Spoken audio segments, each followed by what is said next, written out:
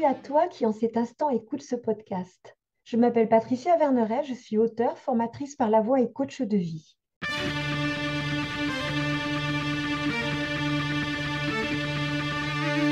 De par les cours que je donne, je suis en lien avec des jeunes gens entre 18 et 25 ans. Il m'a semblé intéressant d'écouter les questions qu'ils se posent et de leur apporter, sans aucune vérité absolue, des angles de vue différents, pour leur donner des clés qui les aideront peut-être à écouter la vie en eux qui saura les guider à cheminer sur leur propre chemin. Et tu vois, par exemple, en coaching de vie, une personne qui vient, elle a souvent une demande avec un objectif. Mais la demande, si elle n'est pas reliée au besoin, ça ne marche pas. Ça ne fonctionne pas. C'est-à-dire, En fait, c'est comme les résolutions de début d'année.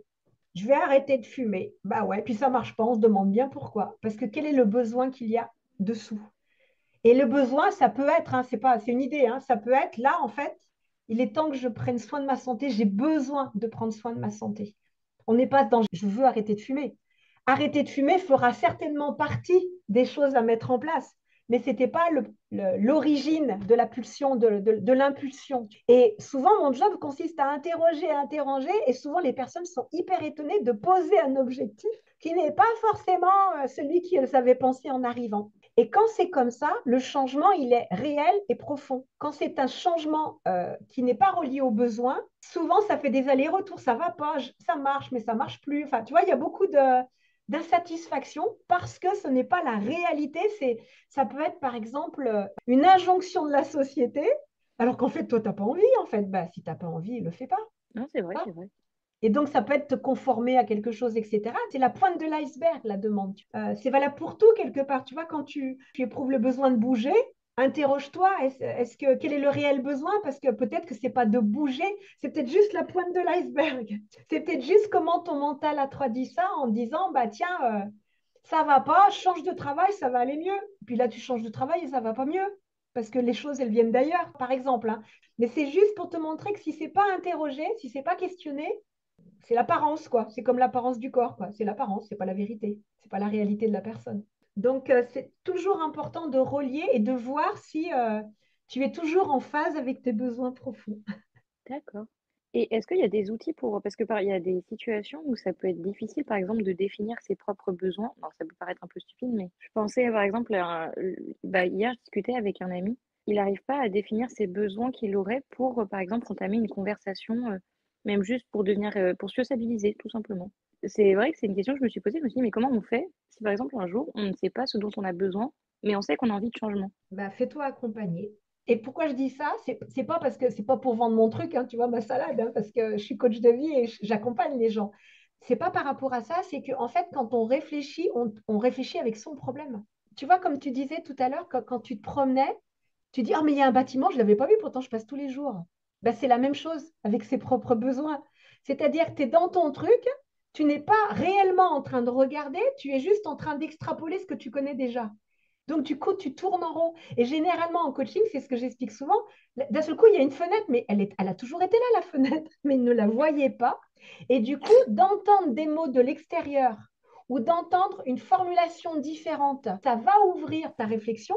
Moi, souvent, je reformule ce que je dis ou ce que la personne vient de dire. Et en reformulant, elle se dit, mais l'intéressante, votre question, c'est la même, mais avec un petit pas de côté. Et en fait, le problème, c'est que quand on est dans un problème, justement, quand il ne parvient pas, c'est parce qu'on tourne autour des mêmes données et qu'on n'arrive pas à apporter des données nouvelles. Et jouer avec les mots, tu vois, moi j'aime beaucoup jouer avec les mots parce qu'à chaque fois, le mental, il bug un peu, il se dit, mais envie, ah oui, si je le vois en deux mots, ah oui, c'est pas la même chose. C'est des petits détails qui amènent des pas de côté qui permettent d'ouvrir l'espace de la réflexion.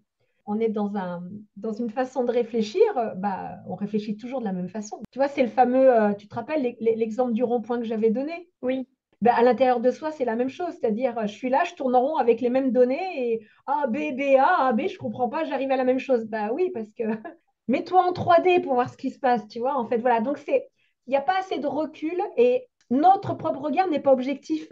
Ça ne veut pas dire qu'on ne doit pas essayer tout seul et ça ne veut pas dire qu'on ne sera pas actif en se faisant accompagner.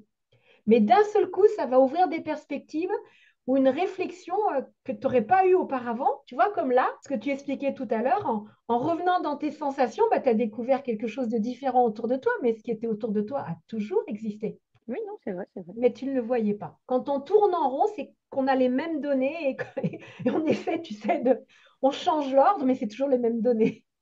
Alors qu'une personne extérieure va t'apporter une question que tu t'es pas posée, va formuler d'une façon que tu te dis, mais alors là, alors ça va, tu vois, il va se passer quelque chose de différent, va te ramener dans ton corps aussi.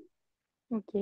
Quand je dis ramener dans le corps, on n'est pas sorti du corps, mais va te permettre de retrouver un équilibre en interrogeant tes différentes parties, parce que des fois, le corps, il parle, mais on ne l'entend pas. Bah, de toute façon, vous le savez bien, hein. Donc, par exemple, quelqu'un qui serait beaucoup dans sa tête, très, très souvent. Alors, déjà, je le dis très souvent, mais je vais lui demander comment il se sent. Oui, non, mais c'est vrai. Et par exemple, une émotion, quand tu la ressens, mais elle est où? Ça, c'est Physiquement dur, hein, parlant. de savoir où est-ce qu'on ressent l'émotion. Alors, c'est dur quand tu n'as pas l'habitude de le faire. C'est parce que c'est un apprentissage pareil. C'est-à-dire, si tu t'es jamais interrogé, si juste tu as une émotion, tu sais même pas ce que c'est, tu sais même pas où les situer, tu sais pas, bah, tu sais rien en fait, et du coup, c'est le bordel, hein. Du coup, c'est vraiment le flou total. Par contre, au début, bah, tu sais pas trop où elle est située. Mais plus tu t'interroges, tu vas voir, plus tu vas le faire, plus tu vas te dire, ah, elle est là. Et j'ai même fait ça dernièrement avec des pensées. C'est trop drôle en fait. Tu as une idée en tête et tu observes quand tu émets l'idée où elle est dans ton corps. Je te jure, c'est hyper intéressant. Parce que tu vas t'apercevoir que tu as une sensation différente suivant l'endroit où elle est située. Dit comme ça, c'est bizarre, hein, je l'avoue. Mais expérimente le truc, c'est-à-dire que tu es là, tu as une idée, par exemple, qui te tracasse un petit peu, observe ton corps et tu vas voir, peut-être tu vas dire, mais elle est située à l'arrière de mon crâne. Et puis cette idée-là, elle est située à l'avant. Puis cette idée-là, elle est située dans mon cou. Enfin, c'est absolument incroyable. Ça, vous voyez, c'est des choses, des expériences que j'avais déjà faites avec les émotions et les sensations, mais je ne m'étais pas dit avec le mental. Et je l'ai fait dernièrement et en fait, c'est vachement intéressant. C'est là que tu peux dire, alors ça, c'est une vraie idée ou il y a un truc là? Ce podcast se termine. J'espère qu'il t'aura mis en mouvement pour te rapprocher un peu plus de ton être profond. N'oublie pas, toi seul sais ce qui est juste pour toi-même. Merci pour ton écoute.